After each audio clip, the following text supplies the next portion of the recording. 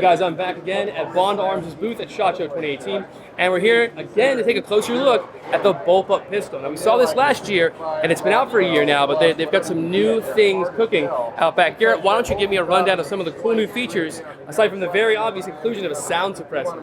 All right, well, this year we do have planned G10 grips. These are the rosewood here. Nice. Can't show you the G10 yet, too super secret, but you know, one of the complaints with some people was the thickness of the grip. Sure. That's still personal preference, obviously. A lot of people still love the feel of the rosewood, but we will have G10 grips that bring the gun back to a super slim, you know, super pocketable type perception for people, right? Moving right along to the suppressor, I mean, as you can see, you know, we're looking at a 10-inch overall, you know, gun and suppressor combo.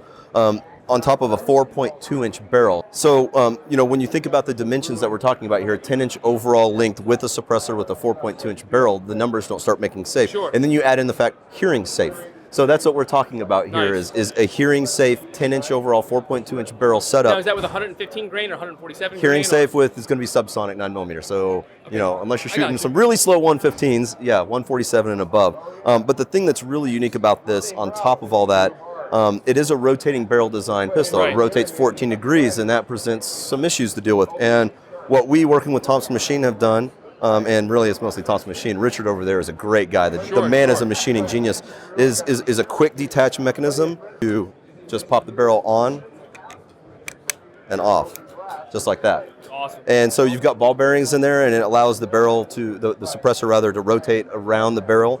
And you don't have any issues with it twisting on or tightening up too much. There is a decent amount of torque generated from a rotating barrel lock design.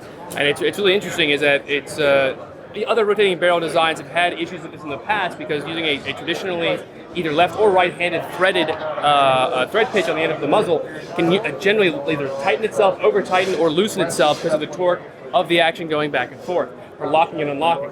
It's a really, really interesting design, and it makes for a really compact, really, really cool-looking pistol. Garrett, any news on a 45 yet? So we do have the 45 design. We do own that patent. I will say that we're going to be working on the long slide version of the Bullpup before we work on the 45.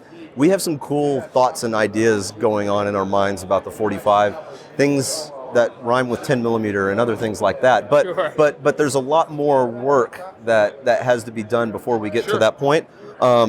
The 4.2-inch barrel Bullpup 9 is going to be an amazing pistol, both ballistically and how it shoots. Absolutely. And so it's a very low bore action. It's hard to see, but because of the rotating design, it doesn't need that extra space inside the slide to accommodate either a swinging link or a drop down. Yeah. Yep. So you've got, like you see right here, it's only maybe half an inch above my, maybe only a half an inch above the actual grip. So when you're firing, that recoil translates directly linearly into your forearm, meaning it's more of a push than a snap. Yeah. So even though guns like some of the direct blowback 380s that are popular on the market and other guns like that tend to have dramatically more felt recoil than this full caliber 9mm gun with a 4.6. Well, it's a 4.2-inch barrel, 4.2-inch barrel. and the subcompact version is a 3.35. 3.35 barrel. And so yeah, you get the incredible terminal ballistics and incredible range, as well as pointability and recoil in a package the same size as the J-frame 38. Truly. Yeah, I mean, and with that 3.35-inch barrel, we're averaging 1,100 feet per second with 124 grain HSTs. So that's because it operates on a lock breech principle and it holds the barrel closed for a longer period of time than other lock breech designs. So we're getting even more velocity out of that barrel length. So I mean, really, I mean, there's so many different things that attribute to the shootability, the accuracy, and basically, you know, the terminal effectiveness of this gun that makes it one of the most ideal concealed carry guns in the world. I agree. I've carried one for 4 years, so I must agree on some level. Right? And on your point about the bore axis being so low, the other thing that you have to take into account is this is truly a center grip gun. And what I mean by that is every other semi-automatic firearm, the grip is toward the rear and the chamber's toward the front. And what that means is there's a lot more of this going on, right?